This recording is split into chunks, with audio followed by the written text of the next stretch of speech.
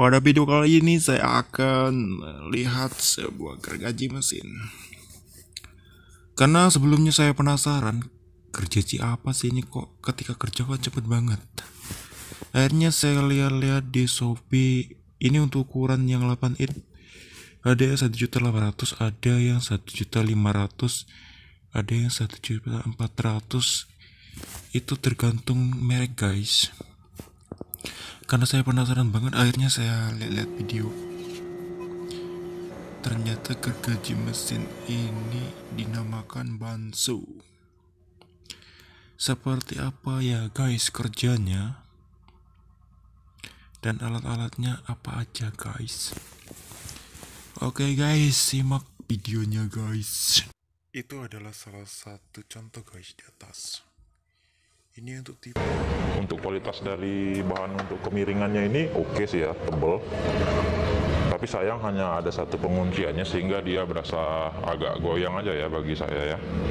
Tapi nggak begitu mengganggu sih. Terasa kurang kokoh aja untuk plate base-nya. Nah untuk kualitas plate base-nya ini saya salut ya. Ini datar sekali, plat mantap. Ini bukan plat yang ditekuk, melainkan ini adalah seperti cetakan gitu ya, seperti dicor gitu ya. Jadi dia sepertinya lebih kokoh. Ada yang saya lihat biasanya dia itu hanya terbuat dari plat lalu ditekuk bagian tepinya keliling. Tapi kalau ini saya rasa udah bagus, cukup bagus kalau untuk platnya. Nah sekarang kita lanjut ke mata pisaunya ya, atau blade-nya. Ini kita dapatkan bawaannya yang lebarnya 1 cm ya. Jadi kalau teman-teman lebih mau pemakainya ke yang meliuk-liuk atau tidak lurus, itu bisa ganti dengan yang lebarnya 6 mili ya. Kalau ini 10 mili atau 1 cm. Nah untuk maksimalnya tadi udah saya sebutkan, ini bisa sampai 9,5 cm.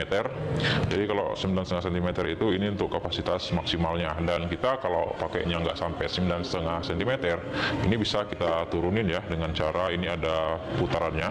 Jadi yang ini, tuas yang di belakang ini kita kendorin dulu. Maka pelindung cover blade-nya ini bisa kita turunkan seperti ini ya. Nah ini seperti ini udah maksimal, jadi kita bisa pakai sekitar ketebalan 1 cm ya. Jadi ini setelah dikebawahkan bisa kita kencengin lagi. Jadi kita sesuaikan aja seberapa kita perlu pakai mata pisaunya supaya lebih aman. Nah berikutnya kita bahas pensnya nih. Pensnya menurut saya oke nih ya, oke sekali. Karena apa? Ini ketebalannya lumayan dan cukup kokoh saya rasa ya. Dan sistem pengunciannya juga ini udah platnya tebel. Kalau dipasang ini terasa amat sangat presisi sekali menurut saya. Dan pengunciannya juga enak, tinggal tekan gini aja. Dan sini nggak ada celah sama sekali. Nah jadi sistemnya seperti itu ya. Saya suka fansnya, bagus.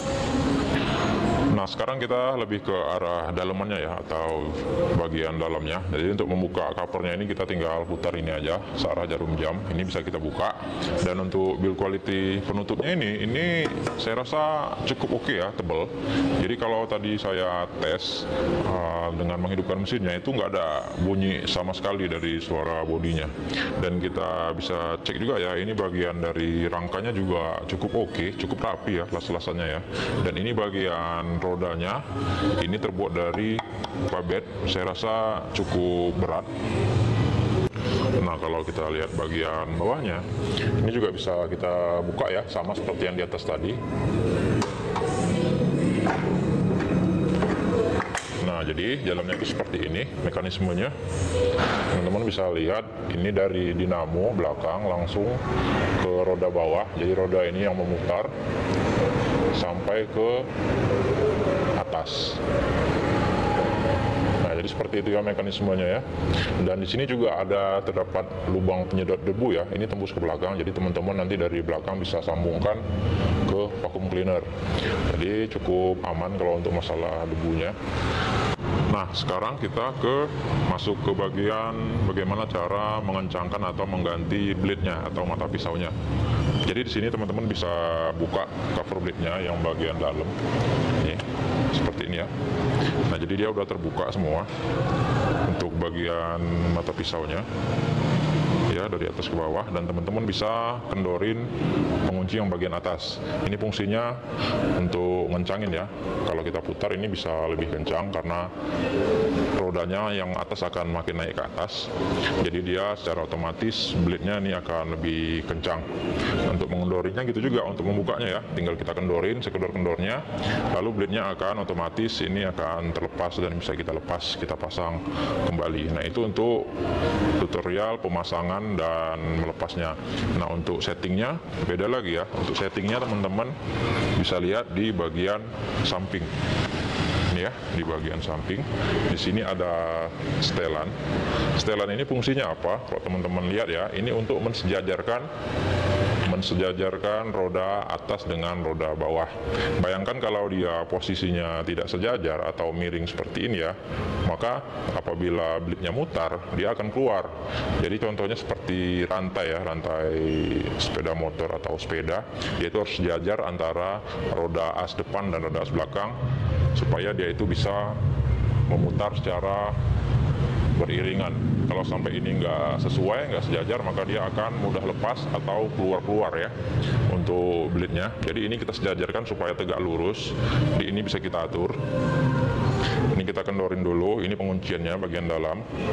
Nah, untuk mensesuaikannya yang ini, kalau ini kita tekan ke arah sejarah jarum jam, maka roda yang bawah ini akan semakin keluar. Kalau kita mundurkan ke belakang, dia maka akan semakin masuk untuk roda bagian yang bawah ya, yang untuk atas ini ya.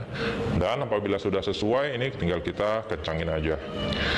Nah, nggak cukup cuma setelan di atas ya, yang di bawah ada juga. Namun yang di bawah setelannya ada pada motor dinamonya. Jadi ini di sini ada seperti skrup ya teman-teman ya. Jadi yang di sini yang diatur naik turunnya dinamo motornya, bisa kita naikkan ke atas atau ke bawah supaya roda asnya ini tegak lurus dengan yang atas. Kalau dia mereng juga ya nggak bisa mutar lama ya, pasti bakal keluar blade-nya.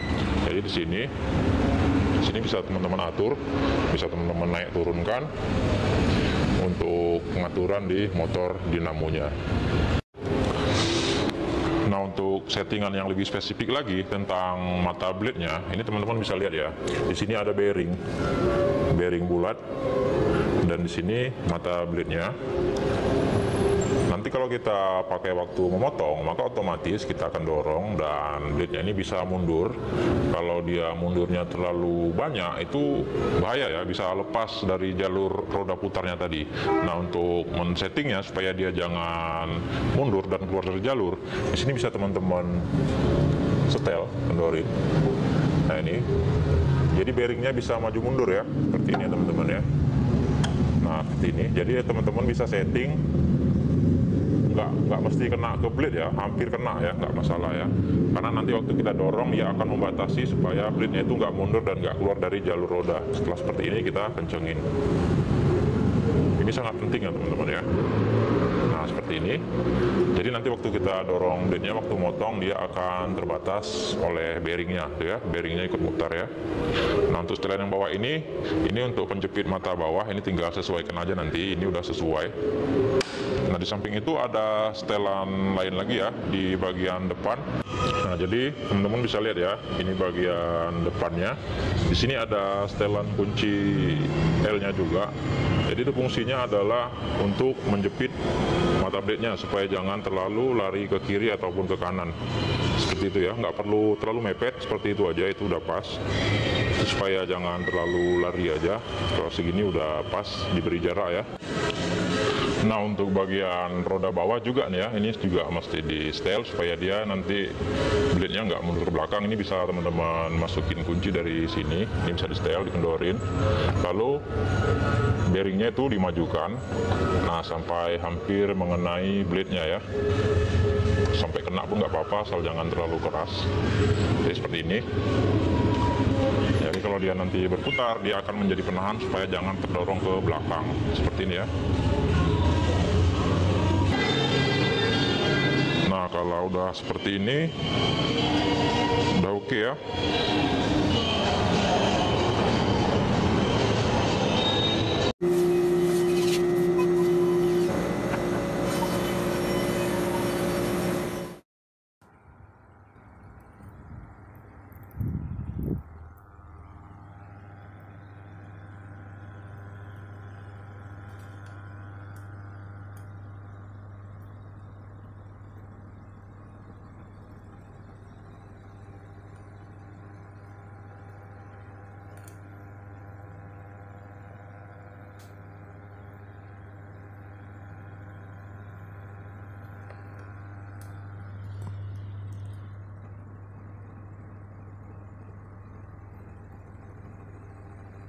Oke guys, begitu aja videonya.